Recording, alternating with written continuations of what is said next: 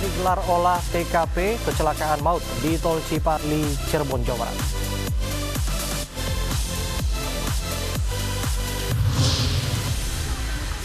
Warga terdampak letusan gunung api Ile Lewu Tolok di Kabupaten Lembata, Nusa Tenggara Timur capai puluhan ribu jiwa.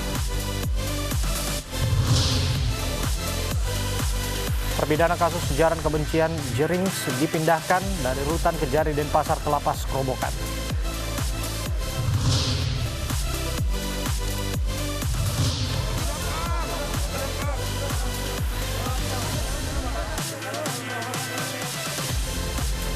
Halo, selamat sore pemirsa, demikian tadi berita pilihan iNews Sore yang akan menemani Anda selama 2 jam ke depan bersama saya Anissa Dasuki. Dan saya Abraham Silaban. Kita awali iNews Sore hari ini dengan informasi polisi menggelar olah TKP kecelakaan maut Tol Cipali yang menewaskan 10 orang.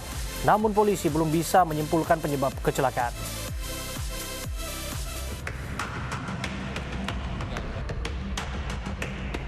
Untuk mengetahui penyebab kecelakaan maut di Tol Cipali kilometer 78, Ditlantas Polda Jawa Barat olah tempat kejadian perkara siang tadi menggunakan teknologi Traffic Accident Analysis. Polisi memeriksa sejumlah titik di lokasi kecelakaan dan selama olah TKP kendaraan yang melintas dihentikan sementara. Olah TKP ini nanti kita tadi sudah menggunakan peralatan TAA ya, Traffic Accident Analysis ya. Kita adalah nanti untuk merangkum daripada terjadinya proses terjadinya kecelakaan lalu lintas. Selanjutnya nanti kita analisa, ya baru nanti kita simpulkan apa penyebab daripada kecelakaan tersebut. Polisi juga memeriksa 3 kendaraan yang terlibat kecelakaan yang kini sudah diparkir di Pool Derek Jasa Marga. Saksi-saksi dari penumpang yang selamat juga akan diperiksa untuk mengetahui detail penyebab kecelakaan.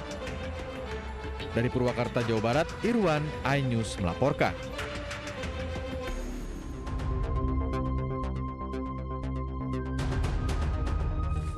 Duka menyelimuti keluarga Afrizal, satu dari 10 korban tewas akibat kecelakaan maut di kilometer 78 Tol Cipali.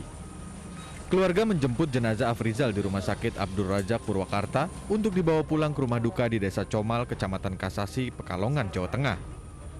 Afrizal sehari-hari berdagang pakaian dan terakhir berkomunikasi dengan keluarga kemarin malam. Enggak apa-apa, Pak. Dagang di Kasasi. Dia mau balik ke Kasasi semalam, dia naik travel. Dalam perjalanan itu travelnya dapat musibah. Ada perasaan dong sebelumnya? Enggak, Pak. Enggak ada, Pak, biasa aja. Dan dia pun biasa aja, enggak ada apa-apa. Terakhir komunikasi apa, Bu? Jam 10 ya? Jam 10 semalam. Sebelum dia naik travel masih diantar sama saya. Bu memang biasa pakai travel, Bu? Iya, dia biasa, Pak. biasa langganan travel itu. Iya.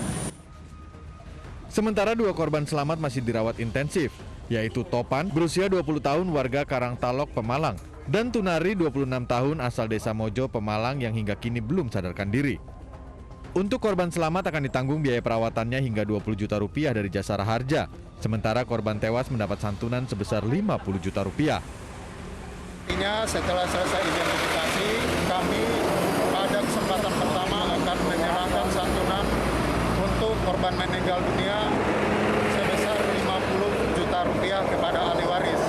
Dan untuk korban yang luka-luka yang saat ini dirawat di rumah sakit, kami sudah memberikan surat jaminan atau garansi letter kepada rumah sakit dengan biaya perawatan maksimal sebesar 20 juta rupiah. Kecelakaan yang menewaskan 10 orang terjadi Senin pagi di Tol Cipali kilometer 78 arah Jakarta menuju Palimanan. Kecelakaan melibatkan 3 kendaraan, yakni truk trailer, truk tronton, dan mobil travel. Seluruh korban tewas merupakan penumpang mobil travel. Penyebab kecelakaan diduga akibat rem truk trailer bermasalah, sehingga terjadi tabrakan beruntun dengan truk tronton dan mobil travel yang berada di belakangnya. Dari Purwakarta, Jawa Barat, Tim Liputan iNews melaporkan. Sejumlah kecelakaan maut juga terjadi di sepanjang tahun 2020. Sedikitnya ada 4 kecelakaan maut di Jalan Tol Cipali yang dikenal membuat pengemudi hilang kendali. Berikut informasinya.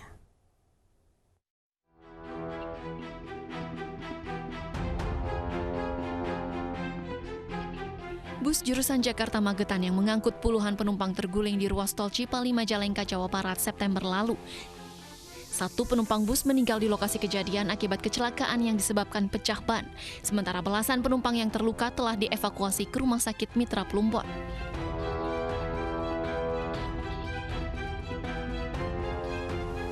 Maret 2020 lalu, tabrakan beruntun 3 truk dan 1 bus terjadi di ruas tol Cikopo Palimanan Cipali, kilometer 87, wilayah Subang, Jawa Barat. Kecelakaan terjadi akibat salah satu truk berpindah jalur secara tiba-tiba hingga menyebabkan tabrakan beruntun.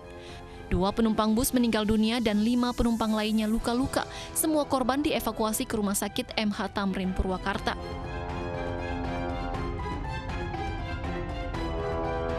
Sedangkan pada Februari lalu, tol Cipali juga memakan korban jiwa. Kali ini korbannya adalah pasangan suami istri. Mobil minibus yang ditumpangi pasangan tersebut ringsek akibat menabrak bagian belakang truk kontainer yang berada di depannya. Akibatnya, istri tewas di lokasi kejadian sementara suaminya luka-luka. Diduga penyebab kecelakaan akibat pengemudi minibus mengantuk sehingga kehilangan kendali. Sementara Januari 2020, kecelakaan juga terjadi di kilometer 84 tol Cipali. Sebuah minibus menabrak truk di depannya saat menghindari jalan berlubang. Akibatnya, 8 penumpang terluka akibat insiden ini. Evakuasi korban dalam kecelakaan ini sempat berjalan lambat karena tidak adanya alat yang memadai. Warga yang berada di lokasi kejadian turut membantu petugas untuk mengevakuasi korban dengan alat seadanya. Seluruh korban dapat dievakuasi setelah mobil derek datang ke lokasi.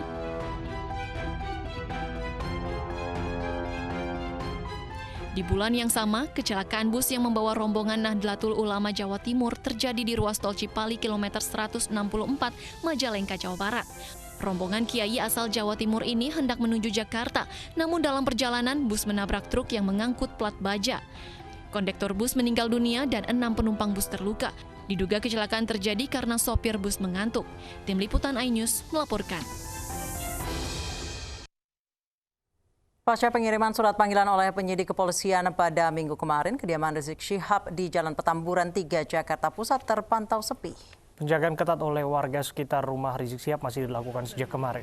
Suasana kediaman Rizik Syihab di Jalan Petamburan 3, Jakarta Pusat terlihat sepi. Namun penjagaan oleh Laskar Pembela Islam masih terus dilakukan hingga saat ini.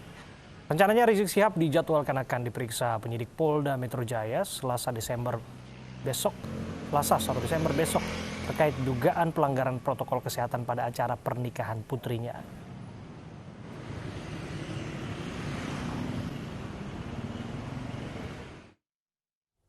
Dan untuk mengetahui suasana terkini di kediaman Rizik Syihab sudah ada rekan kami Hasbi Allah di Petamburan, Jakarta Pusat.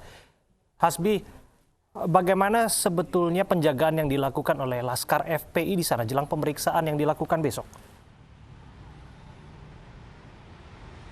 Baik Abraham dan juga Anissa, sejauh ini kami memantau langsung dari Petamburan 3, tepat di depan gang dari kediaman Habib Rizik Syihab, di mana ketika kami mendekat dan juga berdiskusi di sana kami tidak boleh mengambil gambar secara langsung. Jika dilihat di belakang saya, itu adalah gang Petamburan 3, di mana sedang dijaga oleh pemuda Laskar FPI. Ketika kami masuk ke dalam, jauh lebih dalam, sekitar 3-20 meter, nanti kami juga akan di-stop oleh pemuda Laskar FPI dan tidak boleh meliput secara langsung.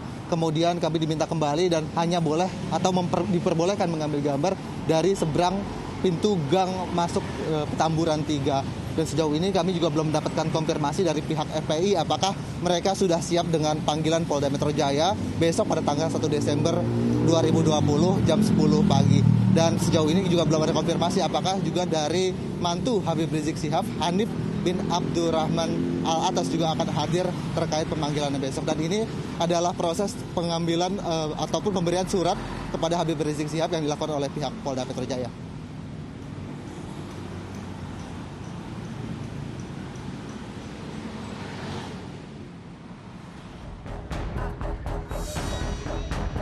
FPI dan penyidik sempat bersitegang saat polisi mendatangi kediaman Rizik Syihab untuk memberikan surat pemanggilan penyelidikan. Sejumlah anggota FPI menghalangi polisi yang akan menyambangi kediaman Rizik Syihab di Petamburan, Jakarta Pusat. Polisi memanggil Rizik Syihab dan menantunya karena kerumunan di masa pandemi COVID-19 saat penyelenggaraan Maulid Nabi dan pernikahan putri dari Rizik Syihab. Setelah bernegosiasi, akhirnya disepakati hanya 3 penyidik yang diperbolehkan masuk ke dalam rumah untuk memberikan surat panggilan. Rizik Syihab rencananya akan dimintai keterangan pada Selasa 1 Desember 2020 terkait kerumunan di masa pandemi COVID-19. Ini hanya pemeriksaan selayaknya bagaimana penanganan perkara pidana. Surat panggilan kepada Bapak Muhammad Rizik Syihab sudah diberikan kepada pihak keluarga juga. dan ada juga penasihat hukumnya dan disaksikan dari pihak RW, pengurus RW. Oke, terima kasih. Terima kasih ya. Rizik Syihab sempat dirawat di Rumah Sakit Umi Bogor. Rizik meninggalkan rumah sakit atas kehendak sendiri dan tanpa persetujuan rumah sakit. Diduga Rizik bergegas meninggalkan Rumah Sakit Umi Bogor karena menghindari hasil swab yang diminta pemerintah. Pihak Rumah Sakit Umi pun diduga menghalau kerja Satgas COVID-19. Pemerintah melalui Menteri Koordinator Bidang Politik Hukum dan Keamanan Mahfud MD menyesalkan sikap Rizik Syihab yang menolak dilakukan penelusuran kontak COVID-19 melalui swab test. Ia pun menegaskan pemerintah akan tindak tegas warga negara yang melanggar aturan dan membahayakan kesehatan masyarakat. Kami sangat menyesalkan sikap Saudara Muhammad Rizik Syihab yang menolak untuk dilakukan penelusuran kontak. Mengingat yang bersangkutan pernah melakukan kontak erat dengan pasien COVID-19. Kami meminta sekali lagi kepada masyarakat luas, siapapun itu, untuk kooperatif sehingga penanganan COVID-19 berhasil. Pemerintah akan melakukan langkah dan tindakan tegas bagi siapapun yang melanggar ketentuan yang membahayakan keselamatan dan kesehatan masyarakat. Pihak Rizik Syihab mengatakan Rizik telah dites swab oleh Mercy tanpa menyebutkan hasil tesnya. Pemerintah meminta Rumah Sakit Umi Bogor dan Mercy kooperatif jika dimintai keterangan polisi. Terlebih, Mercy tidak memiliki laboratorium hingga tidak terdaftar untuk melakukan swab tes. Tim Liputan iNews melaporkan.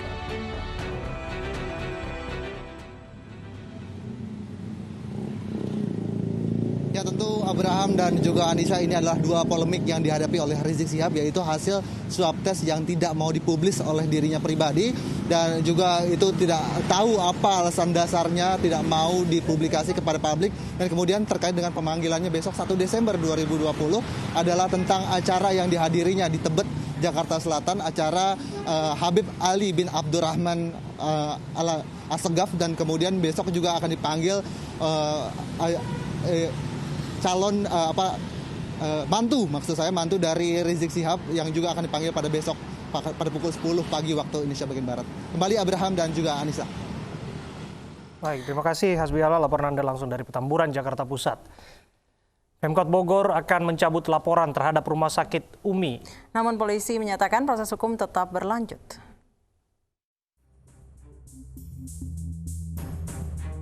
Pemerintah Kota Bogor akan mencabut laporan terhadap Rumah Sakit Umi Bogor terkait kasus Rizik Syihab. Meski akan mencabut laporan terhadap Rumah Sakit Umi, Pemkot Bogor menyoroti pihak rumah sakit yang tidak berkoordinasi dengan baik terkait laporan kesehatan Rizik Syihab. Pihak rumah sakit menyatakan tidak berusaha menutup-nutupi informasi dan masih menunggu hasil swab tes Rizik Syihab. Hasil swab nantinya akan dilaporkan kepada Satgas Penanganan COVID-19 Bogor. Alhamdulillah kami melihat dan sangat menghargai itikat baik dari pihak Rumah Sakit Umi untuk menjelaskan kelemahan komunikasi termasuk SOP di internal rumah sakit. Kami pun sebenarnya sudah memberikan sanksi administratif berupa teguran keras kepada Rumah Sakit Umi sesuai dengan aturan yang berlaku. Untuk itu, kami mempertimbangkan untuk tidak melanjutkan aduan kepada kepolisian. Sementara itu, Kepolisian Daerah Jawa Barat memastikan bahwa Wali Kota Bogor tak bisa mencabut laporannya atas dugaan upaya Rumah Sakit Umi Bogor menutupi data hasil pemeriksaan dan penanganan Rizik Syihab. Proses hukum tetap berlanjut dengan pemeriksaan pihak-pihak terkait. Ini bukan delik aduan. Saya sampaikan, ini bukan delik aduan. Ini pidana murni. Kalau pidana murni, kewajiban negara melalui aparatnya, dalam hal ini kepolisian, untuk menghandle langsung, ya, untuk mengusut perkara itu. Hari ini Polda Jawa Barat akan memanggil 10 orang yang terkait upaya menghalangi meminta data pasien yang akan dimintai keterangan di Polresta Bogor. Dari Bogor, Jawa Barat, Tim Liputan iNews melaporkan. Panglima TNI kirim pasukan khusus menumpas kelompok Ali Kalora. Informasi selengkapnya akan kami hadirkan usai jeda.